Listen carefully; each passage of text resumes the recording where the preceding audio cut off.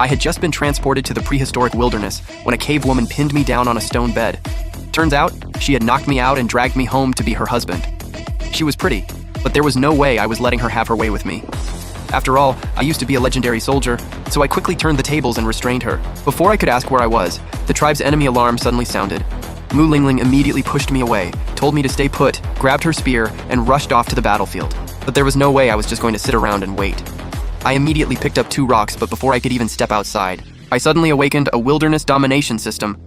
It had only one main mission: build a territory in this savage world that belonged entirely to me. The system then gave me a starter pack. It contained modern weapons and a free physical enhancement. After the upgrade, my bare fists alone could easily smash through solid rock. I wondered whether the enemies outside could survive a hit from me. By then, the tribe's central square was already on the verge of battle.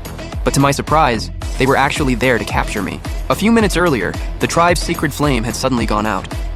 They believed it happened because Mu Lingling had brought an outsider like me into the tribe, so they planned to sacrifice me to the heavens and relight the flame. Of course, Mu Lingling refused to let them take me.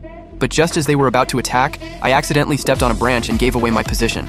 They charged at me without hesitation, and Mu Lingling desperately yelled for me to run. Fine! Since you're all so eager to die, I'll treat this as a little warm-up before bed. Ah! Whoa! Too slow! Mu Lingling was completely stunned, and her admiration for me instantly hit its peak.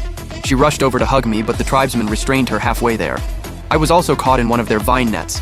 I could have broken free easily, but a fun idea suddenly came to mind, so I let them drag me to the altar. Once everyone in the tribe had gathered, I announced that I was a messenger sent by the gods, and that I had come to give them a flame that would never go out. At first, nobody believed me, but then I used nothing but a rock and a knife to easily spark a flame. The entire crowd erupted.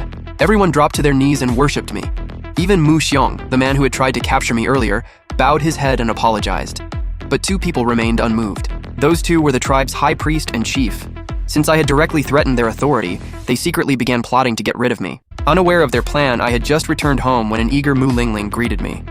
She wanted to continue what had been interrupted earlier that day, but I immediately turned her down. She thought I disliked her, but the truth was, I just hated the terrible living conditions. So I promised her that once I built an impenetrable fortress and eliminated every threat nearby, I would make her the matriarch of my tribe. At the same time, I decided to leave the tribe the next day and search for suitable land of my own.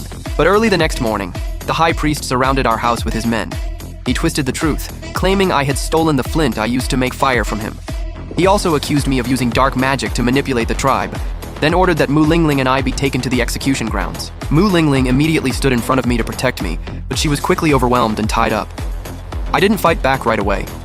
Instead, I followed them to the execution grounds because I wanted to see what kind of trick they were trying to pull. Once we arrived, the high priest finally dropped the act. He didn't care about angering the gods at all.